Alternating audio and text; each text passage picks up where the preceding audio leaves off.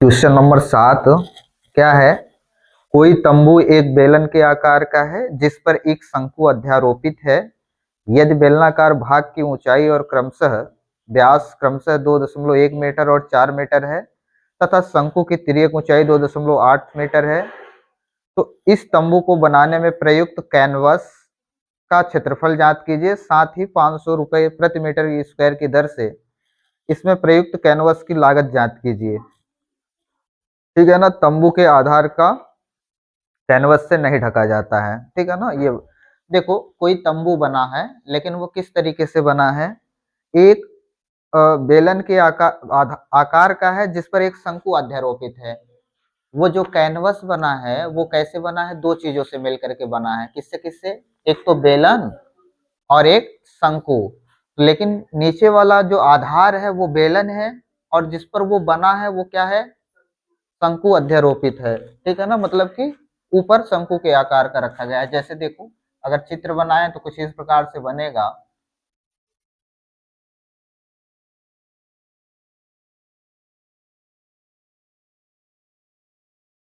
ठीक है ना।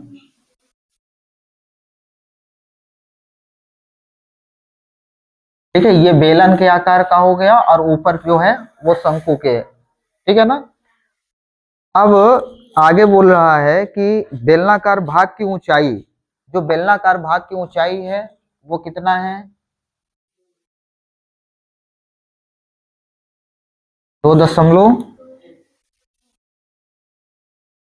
2.1 मीटर। और व्यास कितना है इसका? 4 मीटर। यानी कि व्यास यहां से यहां तक की लंबाई 4 मीटर। अगर व्यास 4 मीटर है तो त्रिज्या कितने की हो जाएगी? 2 मीटर। ठीक है ना। कोई दिक्कत है? आगे बोला है कि शंकु की तिर्यक ऊंचाई, यानी हमें यहाँ पे शंकु की तिर्यक ऊंचाई भी दिया है, ये वाली लंबाई यहां से यहां तक, ये कितना है? 2.8 मीटर। अब देखो, हमें तंबू को बनाने में प्रयुक्त कैनवस का क्षेत्रफल, कैनवस का मतलब होता है कि इसके ऊपर एक कपड़ा लगाना है, टेंट लगाना है, जिसको तंबू जैसे ऊपर नहीं लगाते हैं तो ढकने के लिए, वो उसको कैनवस बोलते हैं। तो कैनवस लगाना है तो ऐसे इसको ढक देंगे पूरा यहाँ से, लेकिन दोनों भाग ढके जाएंगे, बेलनाकार भाग भी और ये शंकु वाला। उस प्रकार से कपड़ा लगा हुआ होगा। तो हमें इसका क्षेत्रफल ज्ञात करना है। पहली बात, अगर हम जैसे टेंट लगाते हैं तो जमीन पे, जमीन वाला हिस्सा ढक जाएगा, ऊपर से ऐसे कवर कर देंगे तो। ठीक है ना। तो जमीन वाला हिस्से पे तो कपड़ा होगा नहीं। क्या होगा? सीधे ऊपर ऊपर से, यानी कि जिधर से हम उसको स्पर्श टच कर सकते हैं वो इस तरीके से कपड़ा लगा दिया जाएगा, चारों तरफ से एकदम पैक कर दिया जाएगा।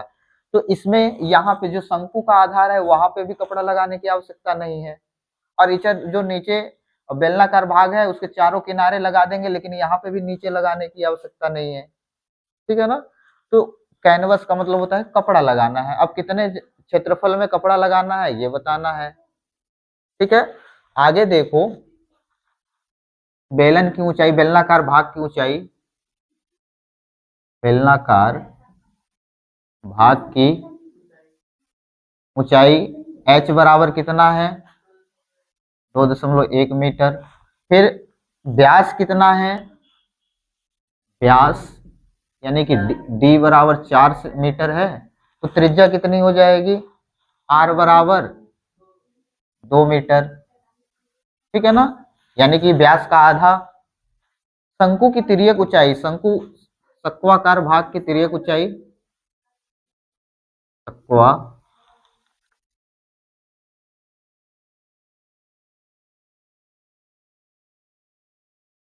शंकु का लिख देते हैं। शंकु की तिर्यक ऊंचाई L बराबर कितना है?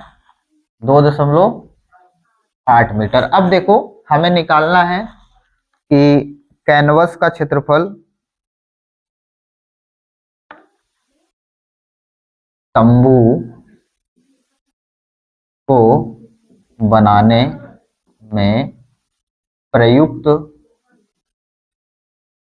कैनवस का क्षेत्रफल। तो देखो, जो तंबू को बनाने में कैनवस प्रयोग हुआ है वो दो भागों में हुआ है।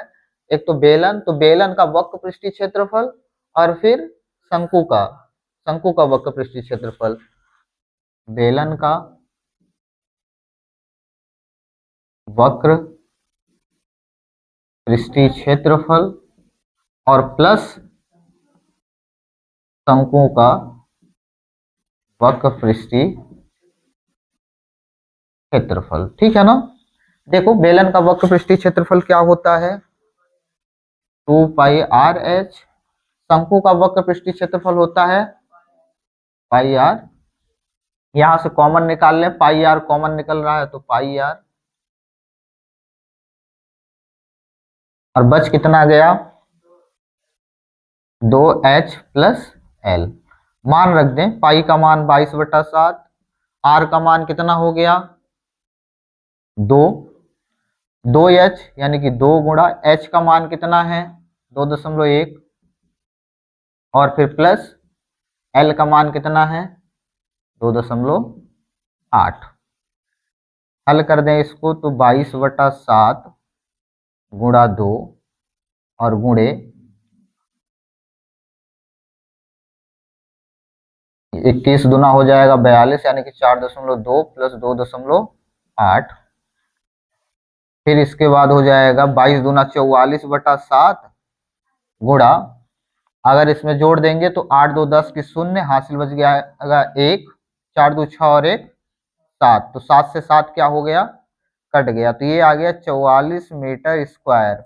यानी कि ये जो तंबू को बनाने में कैनवास का उपयोग हुआ है वो कितने का हुआ है, 44 मीटर स्क्वायर का हुआ है। क्वेश्चन पूछ रहा है कि जो कैनवास को बनाने में प्रयोग हुआ है तंबू बनाने में वो 44 मीटर स्क्वायर है, और 1 मीटर स्क्वायर का लागत कितना है, 500 रुपए प्रति मीटर स्क्वायर। प्रति का मतलब है कि 1 मीटर का 500 रुपए लगता है, तो 44 मीटर स्क्वायर है तो कितना लगेगा, तो 44 में 500 का गुणा कर देंगे। तो तंबू को बनाने में यानी कि कैनवस को बनाने में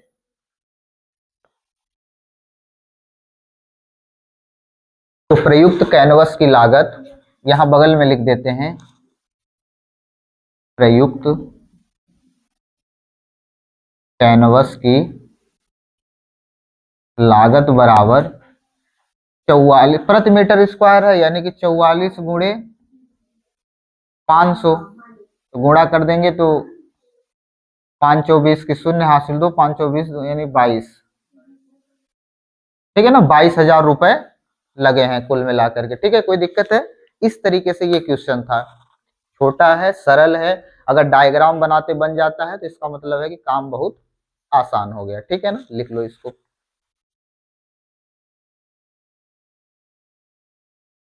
देखो क्वेश्चन नंबर 8 क्या है,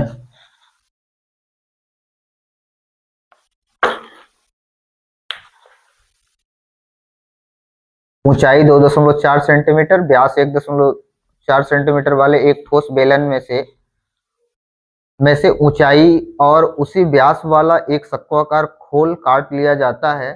शेष बचे ठोस का निकटतम वर्ग सेंटीमीटर तक पृष्ठीय क्षेत्रफल ज्ञात कीजिए। क्या करना है हमें, वर्ग पृष्ठीय क्षेत्रफल ज्ञात करना है। ठीक है ना, ठोस का, एक ठोस है बेलन। ठीक है, बेलन कैसा है, ठोस।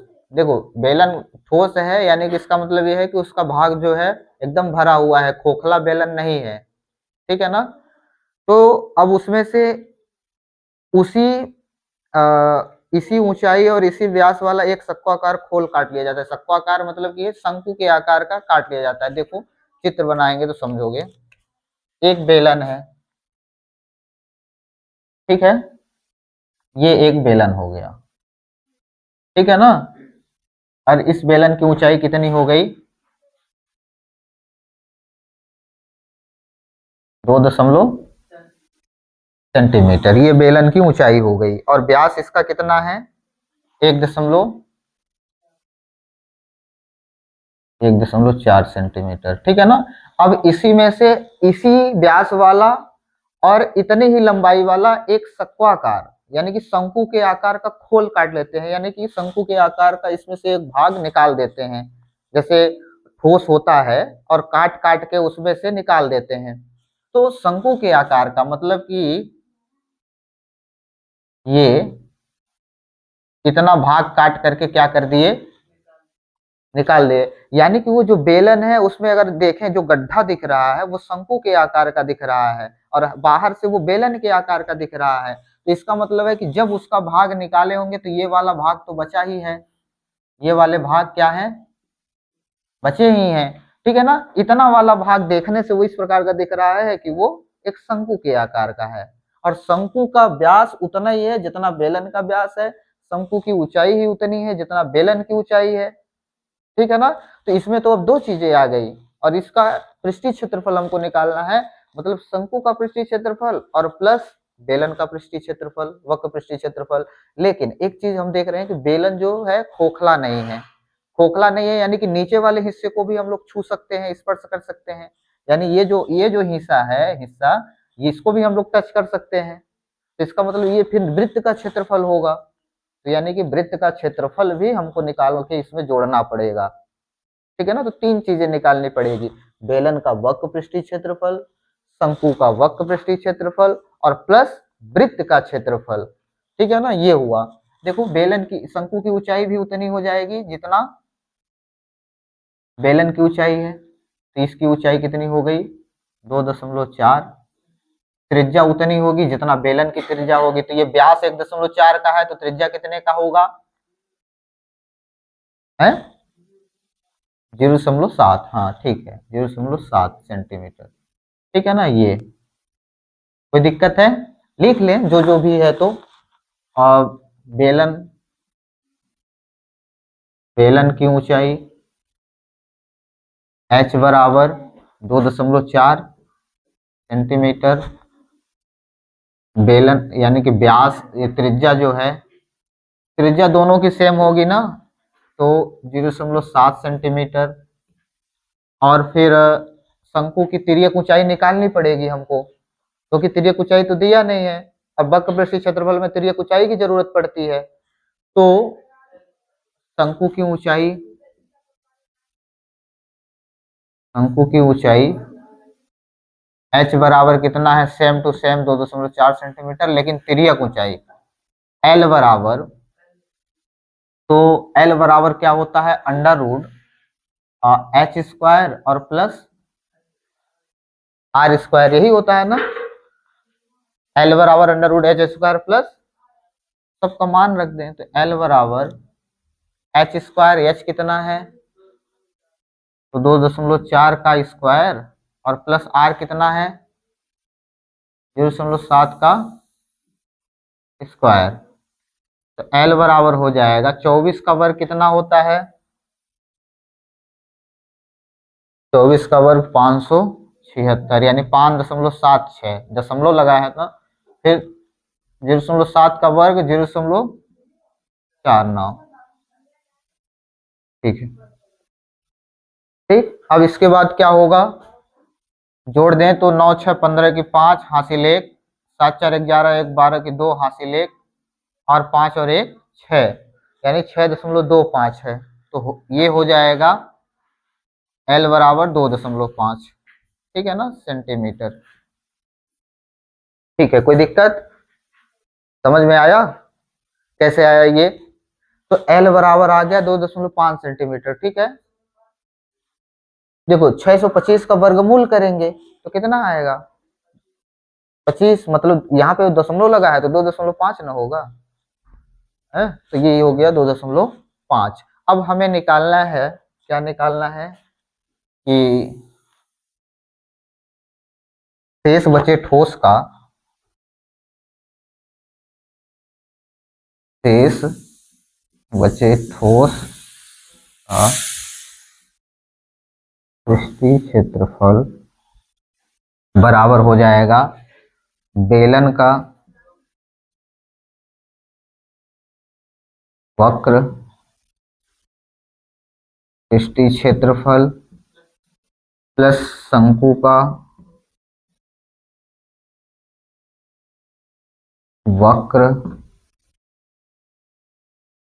पृष्ठीय क्षेत्रफल प्लस वृत्त का क्षेत्रफल। ठीक है ना, वृत्त का क्षेत्रफल सबका मान रख दें। क्या हो जाएगा, बेलन का वक्र पृष्ठीय क्षेत्रफल होता है 2πr h, शंकु का वक्र पृष्ठीय क्षेत्रफल πrl, वृत्त का क्षेत्रफल πr²। ठीक है ना। आगे देखो, आगे क्या होगा, बराबर मान कॉमन निकाल के यहां से मान रख दें तो πr सब में से कॉमन निकल जाएगा, πr बचेगा कितना, यहां से 2h और प्लस यहां से कितना बचेगा, l बच गया, और यहां से कितना बचा, r बच गया सिर्फ एक। अब मान रख देते हैं, पाई का मान है 22/7, r का मान है 0.7 और 2h 2 गुणा h का मान है 2.4 प्लस l का मान है कितना 2.5 और r का मान है 0। अब यहाँ से 7 से 7 ये कट जाएगा, 7 एकम 7 यानी कि 0.1 आ जाएगा। तो 22 का गुणा 0.1 के साथ करेंगे तो 22 एकम 22 यानी कि 2.2 आ जाएगा कितना। ठीक है, समझ में आ रहा है कैसे आ गया 2.2। 7 से 0.7 कट गया तो 7 एकम 7 यानी कि 0.1 आया।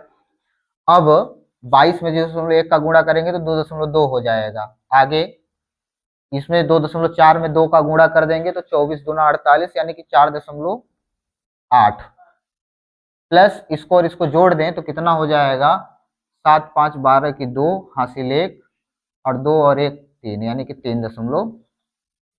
2.2 गुणे, अब इसको इसको जोड़ दें तो 8 2 10 की 0 हासिल 1 और 4 3 7 और 1 8 ये आ गया। अब गुणा कर दें तो 8 दूना 16 की 6 हासिल 1, 8 दूना 16 और 1 17 यानी कि 17.6 सेंटीमीटर स्क्वायर। ठीक है ना। तो इसका शेष बचे ठोस का पृष्ठीय क्षेत्रफल कितना होगा, 17.6 सेंटीमीटर स्क्वायर। ठीक है ना।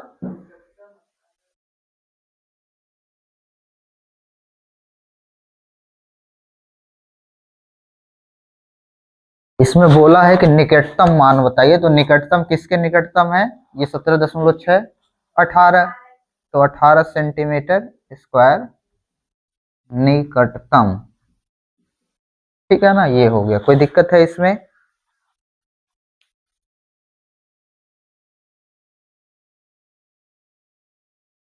ठीक है, क्वेश्चन नंबर 9 क्या है, सवाल को पहले देखो। लकड़ी की एक ठोस बेलन के प्रत्येक सिरे पर एक अर्धगोला खोदकर निकालते हुए एक वस्तु बनाई गई है, जैसा कि आकृति में दर्शाया गया है। यदि बेलन की ऊंचाई 10 सेंटीमीटर है और धारत की त्रिज्या 3.5 सेंटीमीटर है तो इस वस्तु का संपूर्ण पृष्ठीय क्षेत्रफल ज्ञात कीजिए। चित्र बनाया गया है इस वाले में। क्या है कि वो बेलनाकार एक लकड़ी है जिसमें से क्या किया गया है, प्रत्येक सिरे यानी कि 2 ठो सिरे तो होते ही हैं, तो दोनों सिरों में से अर्धगोला खोद कर निकालते हुए, यानी खोद करके उसको अर्धगोला निकाल दिया गया है, मतलब अर्धगोले भाग के हिसाब से निकाल दिया गया है। तो बताना ये है कि वस्तु पर संपूर्ण पृष्ठीय क्षेत्रफल ज्ञात कीजिए, यानी कि ये जो वस्तु है उसका संपूर्ण पृष्ठीय क्षेत्रफल कितना होगा। पहले वो तो ठोस था, बेलनाकार दिखाई दे रहा था, अगर ये अर्धगोला काट करके ना निकाला गया होता तो हम बेलन का संपूर्ण पृष्ठीय क्षेत्रफल निकालते, लेकिन उसी में से दोनों सिरों यानी ऊपर वाले सिरे और नीचे वाले सिरों में से अर्धगोला टाइप करके काट करके निकाल दिया गया। तो हमें बताना है कि अब उसका क्षेत्रफल क्या होगा। तो यानी कि इसका मतलब है कि अब उसमें अर्धगोला भी 2 ठो हो गया और बेलन तो पहले से ही था, जो शेष भाग बचा है वो बेलन का होगा और 2 ठो अर्धगोले होंगे। तो लिख लेते हैं, पहले चित्र बना लेते हैं।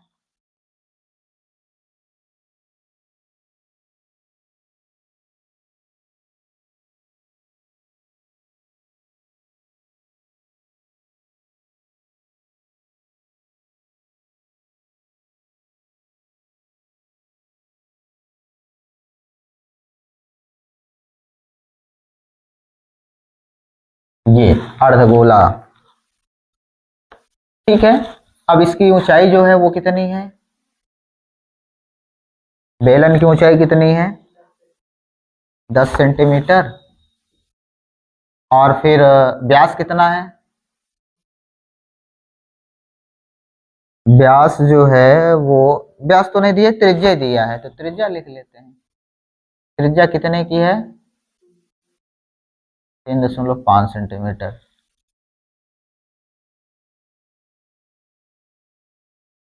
ठीक है ना। अब इसका हमें निकालना है,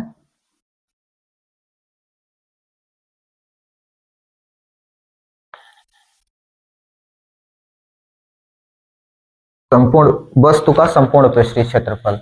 आर बराबर है 3.5, एच बराबर है कितना, 10। वस्तु का संपूर्ण पृष्ठीय क्षेत्रफल बराबर क्या हो जाएगा, देखो वस्तु का संपूर्ण पृष्ठीय क्षेत्रफल, वस्तु तीन चीजों से मिलकर के बना है, दो अर्धगोले और एक बेलन। तो बेलन का वक्र पृष्ठीय क्षेत्रफल, बेलन का वक्र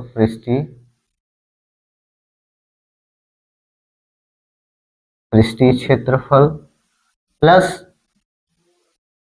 2 गुणा अर्धगोले का, अर्धगोले का हाँ पृष्ठीय क्षेत्रफल, यानी कि वक्र पृष्ठीय क्षेत्रफल ना होगा, अर्धगोले का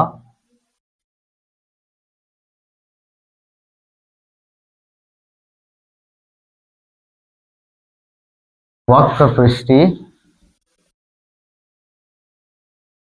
क्षेत्रफल। क्या होता है बेलन का वक्र पृष्ठीय क्षेत्रफल, प्लस 2 गुणा अर्धगोले का वक्र पृष्ठीय क्षेत्रफल, 2 पाई आर, 2 पाई आर स्क्वायर। ठीक है ना, यच नहीं होगा, यच हो जाएगा तो काम गड़बड़ हो जाएगा। अब देखो कॉमन निकाल दें, ये पहले एक लाइन और कर लेते हैं, 2 पाई आर एच प्लस 2 दूना 4 पाई आर स्क्वायर। कॉमन निकाल लें तो 2 पाई कॉमन निकल जाएगा, 2 पाई आर, 2 पाई आर बचेगा कितना, एच और प्लस आर, मान रख देते हैं यहाँ से, 2 गुणा पाई का मान 22/7, आर का मान 3.5, एच का मान 10 और आर का मान, अब देखो गुणा कर दें तो 7 से ये कट जाएगा, 7 एकम 7, 7 पना 35, यानी कि 0.5 आएगा। ठीक है ना, 7 एकम 7, 7 पना 35, अगर 35 होता तो 5 आता, लेकिन 3.5 है, इसका मतलब कि भाग पूरा पूरा पहली बार में जा ही नहीं रहा है, तो 0 लगाना पड़ेगा, 7 पना 35। तो ये हो गया। अब गुणा कर दें तो 22 दूना 44 और गुणे 0.5 गुणे, अब इसको जोड़ दें तो 10 में 13.5 हो जाएगा, 10 में 3.5 जोड़ेंगे 13.5। ठीक है ना, कोई दिक्कत, आगे कर दें तो क्या हो जाएगा, देखो इसका गुणा इसके साथ करेंगे तो 5 चौ 20, यानी कि दशमलव लग जाएगा जीरो के पहले, तो जीरो तो हट गया, फिर 5 चौ 20 और दूनी 22 गुणे 13.5। आगे देखो इसका गुणा इसके साथ कर देंगे तो 22 पंचे 110 की शून्य, हासिल बच गया 11, 22 तिहाई 66, 66 में 11 जोड़ दिए तो 78, नहीं 77, 77 की 7, हासिल बच गया 7, और 22 एकम 22, 22 में 7 जोड़ दिए तो 29, यानी कहाँ पर, कहाँ पे, अच्छा हाँ ठीक है, एक जगह मिस्टेक हो गया है, 2 दूना 4 पाई आर स्क्वायर यहाँ पे होगा, तो 2 पाई जब यहाँ से कॉमन निकाल देंगे तो यहाँ बचेगा एच और यहाँ पे बचेगा कितना, 2 आर। ठीक है, ठीक, 2 आर बच जाएगा, यहाँ पे मिस्टेक हुआ है, थोड़ा मिटा देते हैं, एक बार फिर से करते हैं। ठीक है, अब आगे देखो, मान रख देते हैं यहाँ से, 2 गुणा पाई का मान 22/7 गुणे आर का मान कितना हो जाएगा, 3.5, एच का मान 10 प्लस 2 आर, यानी 2 गुणा आर का मान कितना है, 3.5।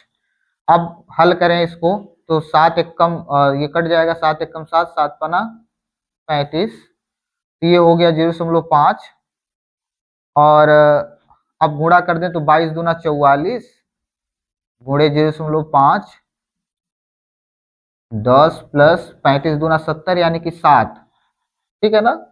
इस प्रकार से 2 में 3.5 का गुणा करेंगे तो 7 आ जाएगा। ये होगा अब गुणा कर दें यहाँ पे तो 44 में 0.5 का गुणा करेंगे तो आ जाएगा 22। 4 पंचे 20 की शून्य हासिल 2 4 पंचे 20 और 20 2 22 गुणे 10 में 7 जोड़ देंगे तो 17। अब 22 में 17 का गुणा कर दें तो 17 दूनी 34 की 4 हासिल 3 17 दूनी 34 और 3 374 सेंटीमीटर। ठीक है, इस प्रकार से आया है। ठीक है, कोई दिक्कत है? ये है क्वेश्चन नंबर 9। इसी प्रकार से 12.1 प्रश्नावली समाप्त हुई। इसके बाद नेक्स्ट डे हम लोग पढ़ेंगे 12.2। ठीक है, कोई दिक्कत है? जहाँ कोई दिक्कत हो तो बताओ।